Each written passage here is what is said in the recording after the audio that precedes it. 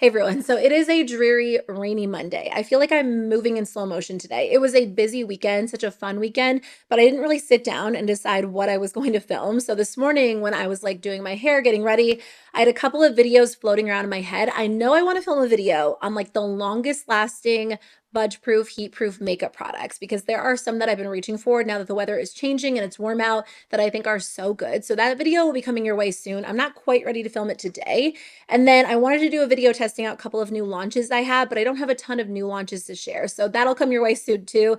I ordered just a couple things from Ulta that I wanted to include. So anyway, instead, I thought I would sit down and share my current favorites, the products I've been reaching for the last 2 months. I usually update this video every other month just to share the products that I'm using every single day that apply well, that I've been loving.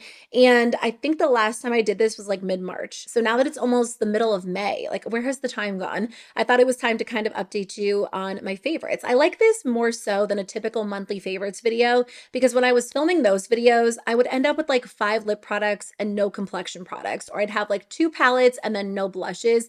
And this really forces me to sit down and look at every category and decide like, okay, this is my most used product for the last 2 months, and then share it with you in a video. And then I can apply everything on camera, show you one of my staple go-to looks, and just kind of chat about the products. I will say if you're more interested in my top products of all time, I just updated my top 3 in every category drugstore edition, so I'll link that below. And then I'll probably do a high-end edition soon. I don't know that I'll have 3 in every category, but I might be able to do like 1 or 2. So stay tuned for that video. But in the meantime, these are more so products I'm reaching for on an everyday basis, drugstore and high-end. Okay, I will say that I haven't really been doing a lot of primer. I've just been doing like a glowy sunscreen, which really is my go-to typically during the spring and the summer. In the winter, I don't know. I always feel like I need a little something extra, whether it is more so a hydrating primer or a smoothing primer. I guess because my skin is more combo in the winter and the fall, and then in the spring and the summer, it just doesn't need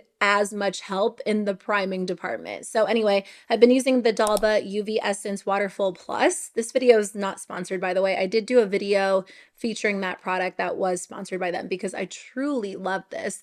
I've loved Korean sunscreens for probably the last 3 years. And when I was testing this one out, I just fell in love with it because look how easily it blends in. Like I can just blend it in like 2 seconds. It leaves my skin looking smooth, looking glowy, feeling hydrated, but it's not greasy. And I will say most Korean sunscreens I've tried don't tend to feel greasy on the skin or really feel heavy at all, which is really one of the reasons why I fell in love with them. But it just sinks in so quickly. It's very lightweight.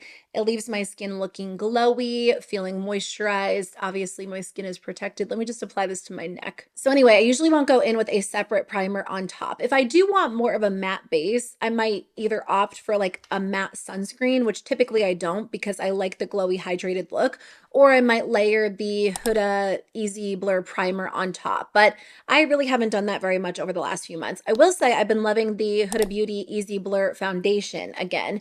There were a couple of months where I wasn't using this because I was really focused on the e.l.f. foundation and then the Milani Skin Tint, which I still love both of those. But when I want an actual foundation that lasts a little bit longer throughout the day, this is what I'm reaching for. And again, because the weather has changed a little bit, as much as I love the Milani Skin Tint stick, it's not quite as long lasting as like a true liquid foundation. So I have the shade Shortbread. I will say when I initially apply this, it looks a little bit light, but if you guys have this foundation, you'll have to let me know what you think. Does it oxidize on you or does it just dry down slightly darker? I guess you can be the judge in today's video. I feel like when I'm going in and applying this, I'm always like, oh, should I go a shade or two darker? Because I am getting pretty close to using it up fully, so I will end up repurchasing it. But then once I have the rest of my makeup in place, I feel like it matches perfectly. This foundation blends out in 2 seconds, and honestly, when you pair it with this sunscreen, it blends out even faster. Usually if I'm using a primer, like I said, I will use the Huda Easy Blur Primer, and that creates a nice smooth canvas. But as smoothing as that is, I don't think it really tops this sunscreen as a base. There are people who are like, no, I don't use primer. I just don't need it. It's like an unnecessary step. And I've always said like that could never be me because I love a good primer. But lately I kind of understand because if you're going in with sunscreen anyway, and it does a good job, you know, moisturizing, prepping the skin, it pretty much eliminates the need for primer. Although sunscreen doesn't necessarily, or at least the ones I typically go for, it doesn't necessarily extend the wear of your foundation because the ones I like are usually a little bit more smoothing rather than being like grippy or sticky or tacky. So in that case, I understand. But if I'm using a long wearing foundation, a good powder, that usually is enough to kind of lock it in place, or a setting spray on top. Anyway, like I said, I do want to do an entire video on like the longest lasting makeup products that are so perfect for either long makeup days, hot makeup days, days where you just don't want to touch up your makeup. Because now that the weather has changed, I wouldn't say my skin is like full on oily again, but I do notice that I need makeup products that last a little bit longer than a lot of the products I used during the winter time. Before I go in with concealer, I'm just going to take some cream bronzer. Honestly, I've been using this pretty regularly since probably November or December. It's the Too Faced Melting Bronzing and Sculpting Stick. So right now I'm using the shade Chocolate Mousse. Sometimes I'll use Milk Chocolate, which is the lightest shade. And honestly, I've just been drawing it directly on my face. Normally, I prefer to apply it to a brush and then apply it to my skin that way. But this formula is so melty, you can just draw it directly on the skin and you don't have to worry about any patchiness, any uneven application, because it melts into the skin in 2 seconds. Now, I'm not sure this is going to be my go-to bronzer as we head into the summertime. I mean, it lasts fairly well on the skin, but because it is so melty and so creamy, I feel like on those hot, humid days, I might need something a little bit longer lasting. But I absolutely love how easily this product applies, blends in. It takes 2 seconds. And if you're in a hurry and you don't have time to like blend out a cream bronzer, this is so fast and easy to use, which is why I've really been using it quite a bit in April, May. I mean, like I said, even all the way back to like November and December. I kind of do bronzer and concealer at the same time. Like I go back in, touch up the bronzer after I apply the concealer. This really has been my favorite. This is from Versed. It is their Skin Solution Serum Concealer. So I have the shade 2N, which is slightly light for me. Again, once I use this up, I'll probably go just like a shade darker. I think the Versed complexion line runs a little bit light. I purchased the, I'm sorry, it is Monday. I'm having a hard time doing two things at once. I'm trying to think of the product. It's like a sunscreen skin tint all in one. I'll put a picture of it on the screen. I purchased this product to test out, and the shade I bought is way too light. I think I actually bought 2N. Based on the description, I thought that would work perfectly for me. But after trying that and trying the concealer, I would say maybe go a shade or two darker than what you think you would normally wear based on like the description, the swatches online. I won't say I'm an expert at shade matching. You know, you'd think by this point in my life I could just do it properly, but it's kind of like with clothing. Like every clothing line, you might be one size in one line, one size in another. It just varies. I feel like that's obviously the case with makeup products too. Like just because in one brand you're like a light neutral doesn't mean you'll be a light neutral in the other brand. So based on my experience with these two products, I would probably say just go like a shade or two darker than you would normally think. Anyway, I love this concealer. This actually does last really, really well on the skin.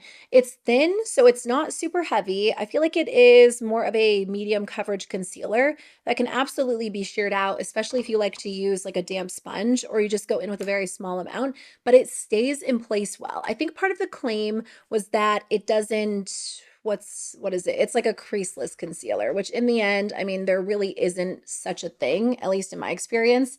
If you have creases, the concealer is going to crease. But as with anything, some products stay in place a little bit better than others. And I will say this concealer does stay in place really well on my skin, and it doesn't settle as fast or as badly as some other concealers that claim to be weightless and crease proof. So I've been loving it because I do think it is just like a good lightweight everyday option that stays in place really well throughout the day. If I was going to do liquid blush, this is when I would go in with it. My favorite liquid blush has definitely been these little Huda Beauty ones. I've talked about these in a couple of recent videos. Cotton Candy has been like my go-to shade. I love this. It's such a good formula for spring because it's very lightweight. It gives your skin like a nice glow. I don't think I'm going to do liquid blush today, but when I am wearing liquid blush, that's my favorite formula right now. I'm just going to set everything into place with powder. So this is from Essence. It is the Flawless Skin Trio. And again, I know I've talked about this a lot on my channel. It comes with 3 different colors. So typically I just mix all 3 of the shades together. And I love using this under the eyes because it does have color correcting properties because you get a pink, a lilac, and a peach. Because I mixed them all together, I don't know that it's really doing a lot in terms of color correcting, but I do feel like it kind of brightens this area just a little bit. But more so than that, I actually just like the formula. It is the lightest, softest, silkiest powder I've tried in such a long time. And it just smooths out the entire area. Like you can see the difference. It's set, but it's also smooth. And because it is so lightweight, it doesn't look heavy or cakey on the skin. I also like this powder because even though it is, or they are colorful powders, they're not so vibrant on the skin. Like on my skin, if I'm using a pink powder, it ends up looking so pink. Same thing with peach. I don't know that I ever tried a purple powder before this, but I'm sure it would be the same case with that as well. This does provide like a little bit of, like you can tell it's a little pinky, a little peachy on my skin, but it's not so intense that it ends up, you know, completely changing the color of my foundation. So after I set it, it's very, very powdery, I will say. So you're going to want to kind of tap off the excess. But after I set the main part of my face, I'll just take it on a fluffy brush and just lightly set the rest. And it's perfect because it is so light, so undetectable, but it just sets everything into place very nicely. I'm just reapplying lip balm. Oh, I'm making kind of a mess. This one is from ColourPop. It's the Fresh Kiss Glossy Lip Balm in the shade Wild Berry. I know it's spring, but I've really been into berry toned lips lately. I don't know that I wore them a lot during the fall and the winter, which is when I normally do like them, but there's just something about like a really pretty pop of berry on the lips. Obviously you can wear it any time of the year, but I am kind of loving just all different shades of pink right now. Okay, for the brows, I'm just using my normal NYX Thick It Stick It Brow Gel in the shade Espresso. So I'm just going to run this through my brows and let it dry. While that's drying, I think I'll start on the eyes. I have been loving this palette so much. I just did a video on new drugstore launches that I think are just as good, if not better than high end. And this is a $6 palette from Catrice. It's their new Tiny Treasures eyeshadow palette. This one specifically is the Everyday Essentials, but they have, I think, 2 other options. The shadows in here are great. I love that it's tiny. It's perfect for travel, or if you just want something a little bit smaller. I know a lot of brands are kind of moving in the smaller direction rather than those super large, big palettes. This has everything you need for like a good smoky eyeshadow look or something a little bit softer. So I think I'll kind of mix this shade and this shade together. I don't want to go super warm on the eyes. That's the only thing. I wish this was a little bit cooler, but it's not really a big deal. This is the BK Beauty 202, which has been my favorite brush. Honestly, I tend to keep the eyeshadow a little bit softer, so I'm usually just kind of throwing like 1 or 2 shadows in the crease, and this is the brush that I reach for every single day. I did do a full look with this palette in that drugstore video if you want to see like a smoky eyeshadow look or really see what this palette can do. I've been wearing it in a lot of my recent videos. This is obviously just like the simplest look you can create with it. Sometimes I'll do this and then take like the lightest metallic shade and place it all over the lid. But I've also been into like a good smoky eye lately, which again is normally something I would kind of go for in the fall and the winter, but sometimes it's nice to go a little bit more dramatic on the eyes because I don't typically do that. We went on a date night and I used this palette and I loved it because you can just get a smoky eye in like less than 5 minutes. Because the shadows are so creamy and they blend out easily, it doesn't take too much effort, and it's very forgiving because it has those like very smooth, rich metallics. So if you're kind of lazy that day or you just don't want to spend a lot of time blending because you just don't always have the time, you can just take one of those metallics, place it all over the lid and kind of into the crease, and it will cover up any like non-blended areas if you just don't have the time to sit there and blend. But again, it doesn't take a lot of time to blend these shadows because they're very creamy, very smooth. Same thing on the lower lash line. I'm just mixing those shades, very lightly blending it just to kind of tie everything together. I think I'm good to fill in the brows now. So this is just the NYX Lift and Snatch Brow Tint Pen. Again, I have the shade Espresso. So I'm just going to create a little bit more definition. And then I've just been taking the NYX Micro Brow Pencil, which again, I have the shade Espresso, and I've actually been using this to define under my brows. Sometimes if I'm in a hurry, I'll skip this step, but I do feel like it just kind of creates like a neater, cleaner line overall. And it takes 2 seconds to just kind of like lightly run this under my brows. Last thing, I'll usually take a little bit of concealer and kind of carve out the bottom and the top. I know they say thinner brows are coming back in, which honestly, I like the look of thin brows on a lot of people, but I am not making the mistake of over plucking my brows again like I did when I was in junior high, because my brows already don't grow that much. But I think just going over the top, like I just kind of fill them in how I normally do. And then I almost just kind of not thin them out, but maybe push them down a little bit more. And I mean, this brow's not thin, but it's just not quite as, lifted. So I just think that makes a little bit of a difference. I absolutely love these Too Faced eyeshadow sticks. They really surprised me. I like a good eyeshadow stick. I just didn't expect to like these as much. So these are the Quickie Queen Cream Eyeshadow Sticks. I'm going to use the shade Fairy Dust. My only issue with these, which I thought wouldn't be as much of an issue once I started using them a little bit more, but it still continues to be, there's no indication either on the bottom or the top or the side as to what the color looks like. They all look the exact same, so you have to actually pull the cap off to see, which isn't, the end of the world. But again, I think the whole point of an eyeshadow stick is that it's quick and fast and easy. I feel like it would have been simple just to throw like a sticker on the top or the bottom to kind of let you know what the color is, but look how sparkly it is. It is so pretty. I've tried so many eyeshadow sticks over the last few years, and these are without a doubt the most intense. And they don't blend away to nothing. Like you can draw them on, pat them in with your finger, and they stay really, really vibrant. I would say these are actually a really good alternative to the new Urban Decay liquid glitter shadows. Now I know they're two different products, but these actually give more of an intense look on the eyes. They stay in place better. They don't crease. There's no fallout. I mean, there's no fallout with these either, but I feel like if you don't prep your eyes right, these do end up creasing, and they're not as like user friendly. If you're in a hurry, these are perfect. So this one is my favorite. Like I said, this one's in the shade Fairy Dust. I think I'll apply this to my waterline too, but first I'm just going to take this LA Girl Shockwave eyeliner. This one's just the black one, and use it to tight line.